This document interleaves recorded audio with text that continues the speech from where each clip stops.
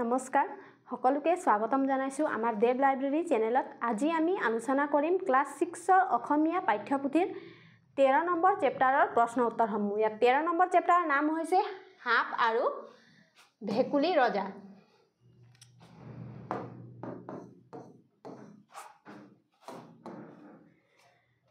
এক নম্বৰ প্ৰশ্নলৈ মন কৰা, তলত দিয়া প্ৰশ্নসমূহৰ শুদ্ধ উত্তৰটো বাছি উলিয়াই সঠিক বৃত্তটো পূৰ কৰা। ইয়াত এক নম্বৰত প্ৰশ্ন দিয়া হৈছে ফেটি সাপডাল ক'ত শুই আছিল। ইয়াত চাৰিটা অপচন দিয়া হৈছে। ক নম্বৰত আছে পুখুৰীত, খ নম্বৰত পাহাৰৰ সিপাৰত, গ নম্বৰৰ গছত আৰু ঘ নম্বৰত শিলৰ সুৰুঙত। ইয়াৰ সঠিক উত্তৰটো হ'ব ঘ নম্বৰ শিলৰ সুৰুঙত। 2 নম্বৰ প্ৰশ্নলৈ চোৱা, ভেকুলী ৰজাই ফেটি সাপক পুখুৰীলৈ কিয় লৈ গৈছিল। ইয়াত চাৰিটা অপচন দিয়া হৈছে। ক নম্বৰত দিয়া আছে পুখুৰীৰ ভেকুলী খাবলৈ, খ নম্বৰত দিয়া আছে নীতি নিয়ম বান্ধি দিবলৈ, গ নম্বৰত আছে সমস্যা সমাধান কৰিবলৈ আৰু ঘ নম্বৰত দিয়া হৈছে মিলা প্ৰীতিৰে বাস কৰিবলৈ। ইয়াৰ উত্তৰটো হ'ব গ নম্বৰ সমস্যা সমাধান কৰিবলৈ।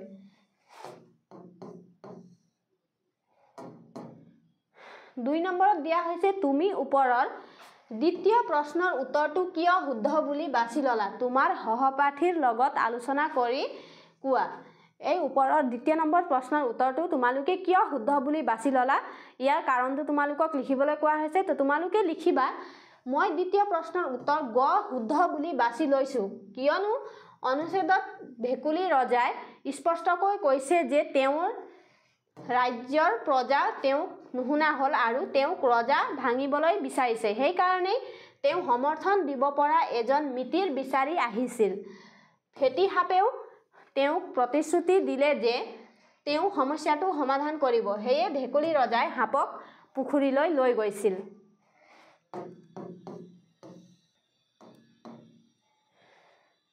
3 নম্বৰ প্ৰশ্নত দিয়া হৈছে তলত দিয়া শব্দবোৰ অৰ্থৰ সৈতে মিলোৱা।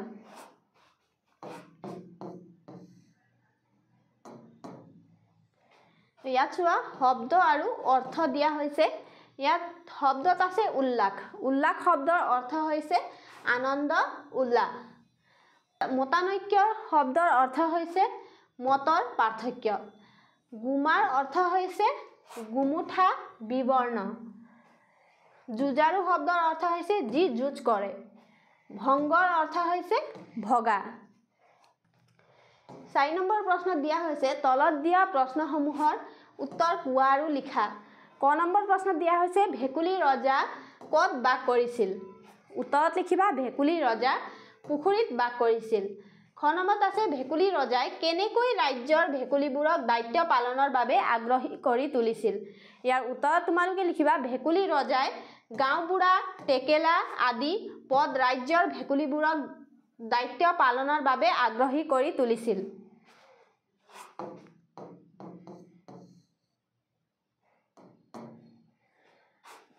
গ নম্বৰ প্ৰশ্নত দিয়া আছে ফেটি সাপডালৰ কিয় খং উঠিছিল।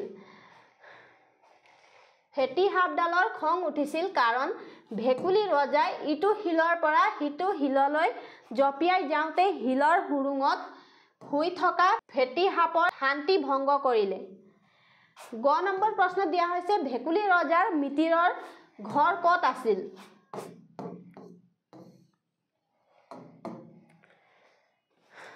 উত্তৰত হ'ব ভেকুলী ৰজাৰ মিতিৰৰ ঘৰ এখন শিলৰ পাহাৰত আছিল। ঙ নম্বৰ প্ৰশ্নত চোৱা ফেটি সাপডালক ভেকুলী ৰজাই কলৈ লৈ গৈছিল। উত্তৰটোত হ'ব ফেটি সাপডালক ভেকুলী ৰজাই পুখুৰীলৈ লৈ গৈছিল। প্ৰথম 6 নম্বৰ প্ৰশ্নত চোৱা সাপে ভেকুলী ৰজাক কি চৰ্ত বান্ধি দিছিল। উত্তৰটোত হ'ব সাপে ভেকুলী ৰজাক খাবলৈ নিতৌ এটা ভেকুলী লাগিব বুলি চৰ্তত বান্ধি দিছিল।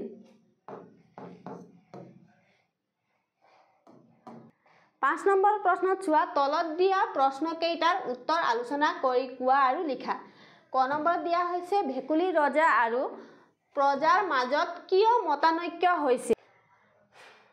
ইয়াৰ উত্তৰত লিখিবা ভেকুলী ৰজাই নিজে প্ৰথমে গীত গাই নাচিম বুলি নিৰ্দেশ দিছিল, কিন্তু কিছুদিনৰ মূৰত বসন্ত ঋতু আহিল। বৰষুণ অহাৰ আনন্দত ভেকুলীবোৰে ৰজাৰ কথা পাহৰি ঋতুক আদৰি গীত গাই নাচিবলৈ ধৰিলে, যাৰ ফলত মতানৈক্য হ'ল।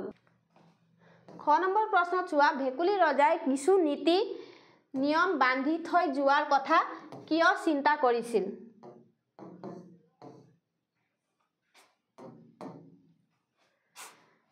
ইয়াৰ উত্তৰটো হ'ব, ভেকুলী ৰজাই ভাবিছিল যে তেওঁৰ মৃত্যুৰ পাছত তেওঁৰ সন্তানে ৰজা হৈ দেশ শাসন কৰিব বুলি ভাবি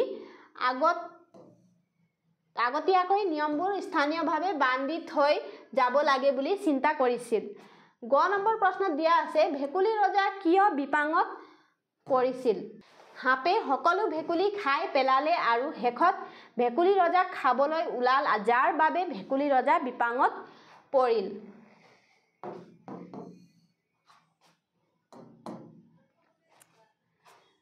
6 নম্বৰ প্ৰশ্নত দিয়া হৈছে, কোনে কাক আৰু কিয় কৈছিল?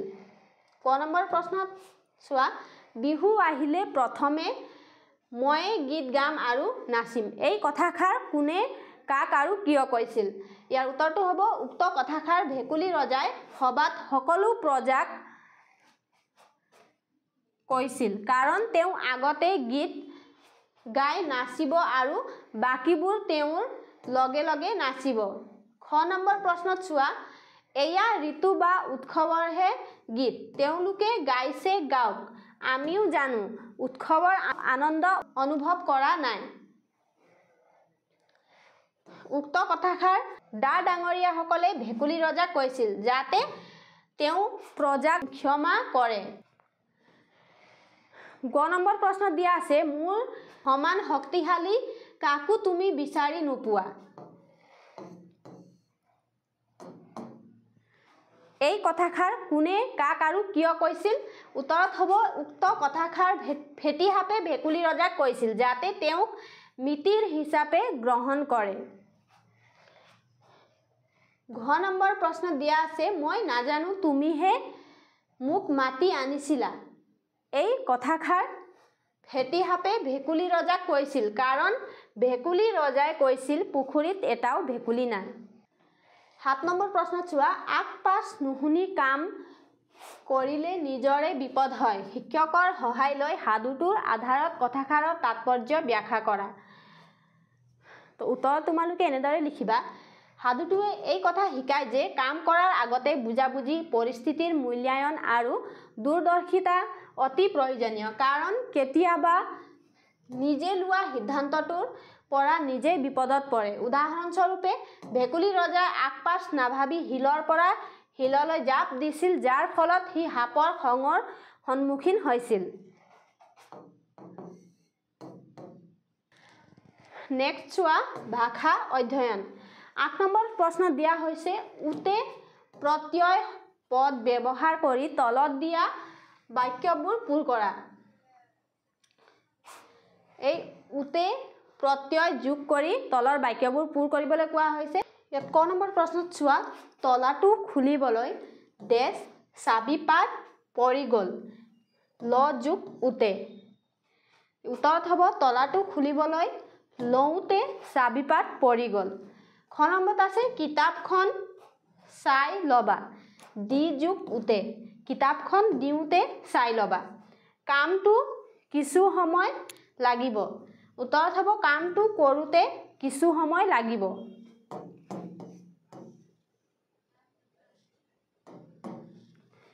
ঘ নম্বৰত চোৱা, ভাত কথা নাপাতিবা খাওঁতে, ভাত খাওঁতে কথা নাপাতিবা। 9 নম্বৰ প্ৰশ্নত চোৱা, তলত দিয়া শব্দবোৰ ভাঙি লিখা আৰু সেই শব্দবোৰ প্ৰয়োগ কৰি একোটাকৈ বাক্য লিখা। ইয়াত দিয়া আছে পঢ়োতে।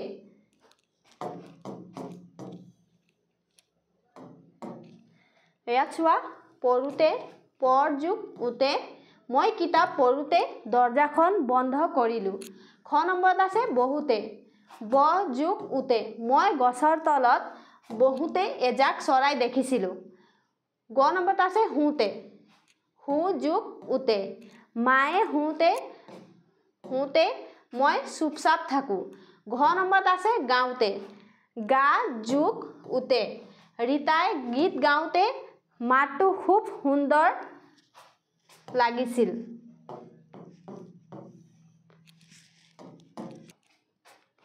ন নম্বৰত আছে হাঁহোতে। হাত যোগ উতে। মই হাঁহোতে বন্ধুৱে কিয় মোক বেয়া পাইছিল বুজি নাপালো। 10 নম্বৰত আছে পাঠটোত থকা সৰ্বনাম পদবোৰ বিচাৰি উলিয়াই লিখা। ইয়াত সৰ্বনাম পদ বুলি ইয়াকে কোৱা হয় যে বিশেষ্য পদৰ সলনি যিবোৰ পদ ব্যৱহাৰ হয় তাকে সৰ্বনাম পদ বুলি কোৱা হয়। তো তোমালোকক কোৱা হৈছে পাঠটোৰ পৰা সৰ্বনাম পদবোৰ বিচাৰি উলিয়াই লিখিবলৈ কোৱা হৈছে।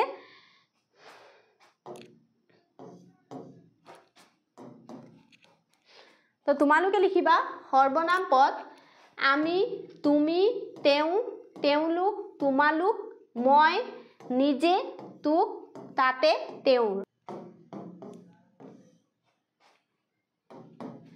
নেক্সট চোৱা 11 নম্বৰ উপযুক্ত যোজক অব্যয়েৰে খালী ঠাই পূৰ কৰা। ইয়াত ক নম্বৰ দিয়া হৈছে মই গ্ৰন্থমেলালৈ যাম ডেছ সাধু কথাৰ কিতাপ কিনিম। ইয়াত অব্যয় দিয়া হৈছে 3টা কিন্তু আৰু যদি। তো উত্তৰত হ'ব মই গ্ৰন্থমেলালৈ যাম আৰু সাধু কথাৰ কিতাপ কিনিম।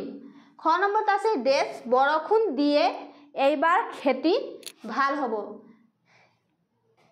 উত্তৰত হ'ব যদি বৰষুণ দিয়ে এইবাৰ খেতি ভাল হ'ব। গ নম্বৰত আছে পাহি পুথিভঁৰাললৈ গ'ল অৰ্ণৱ নগ'ল। ইয়াৰ উত্তৰত হ'ব পাহি পুথিভঁৰাললৈ গ'ল কিন্তু অৰ্ণৱ নগ'ল। ঘ নম্বৰত চোৱা মই খেলিবলৈ যাম ডেছ ঘৰতে বহি কিতাপ পঢ়িম। উত্তৰত হ'ব মই খেলিবলৈ যাম নাইবা ঘৰতে বহি কিতাপ পঢ়িম। তাৰপাছত চোৱা 12 নম্বৰত দিয়া হৈছে সাঁথৰ ভাঙো আহা। ইয়াত ক নম্বৰ সাঁথৰত দিয়া আছে ভেকুলীয়ে কৰে কালৈ ভয় চুবাই নাখায় গিলি থয়। ভেকুলীয়ে কালৈ ভয় কৰে। তো ইয়াৰ উত্তৰটো হ'ব সাপ। ভেকুলীয়ে সাপলৈ ভয় কৰে আৰু সাপে কেতিয়াও চুবাই নাখায় গিলি খায়। সেইকাৰণে ইয়াৰ উত্তৰটো হ'ব সাপ।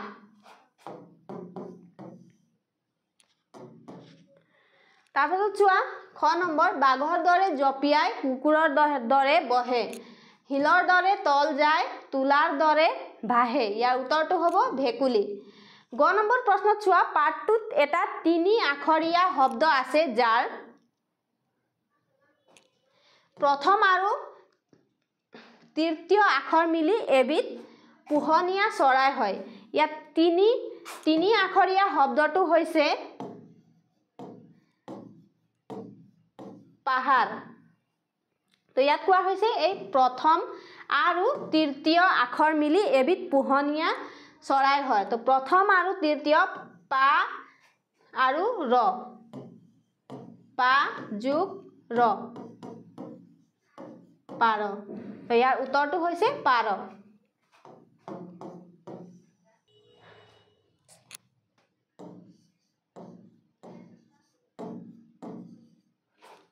দুই নম্বৰত আছে দ্বিতীয় আৰু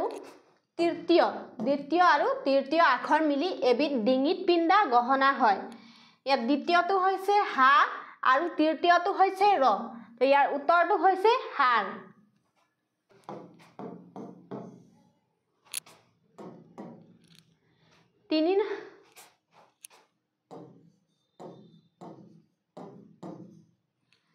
তিনি নম্বৰ প্ৰশ্নত চোৱা তৃতীয় আৰু দ্বিতীয় আখৰ মিলি এখন ঠাইৰ নাম হয় তৃতীয় আৰু দ্বিতীয়। তো প্ৰথমত আছে তৃতীয় কৈছে তো তৃতীয়ত ৰ আৰু দ্বিতীয় হা। তো ইয়াৰ উত্তৰটো হৈছে ৰহা। 4 নম্বৰত চোৱা দ্বিতীয় আৰু প্ৰথম আখৰ মিলি এবিধ মেকুৰীৰ নিচিনা বনৰীয়া জন্তু হয় সেই শব্দটো বিচাৰি উলিয়াই লিখা। তো ইয়াত কোৱা হৈছে দ্বিতীয় আৰু প্ৰথম হা আৰু পা। তো ইয়াত উত্তৰটো হ'ব হাপা।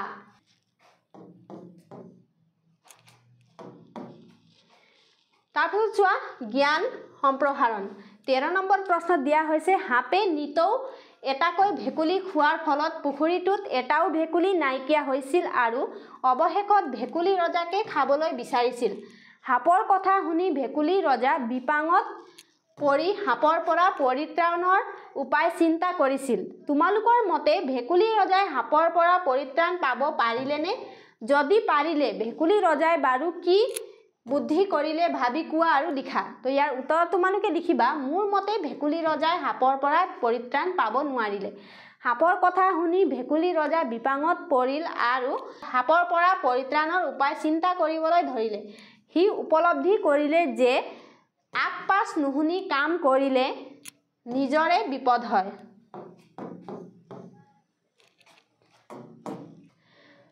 চৌধ নম্বৰ প্ৰশ্নত চোৱা, তোমাৰ পৰিয়াল তথা সমাজৰ লোকসকলে পৰিধান কৰা সাজ পোছাকৰ নাম তলত দিয়া তালিকাখনত লিখা। তো ইয়াত কোৱা হৈছে পুৰুষৰ সাজপাৰ আৰু মহিলাৰ সাজপাৰ।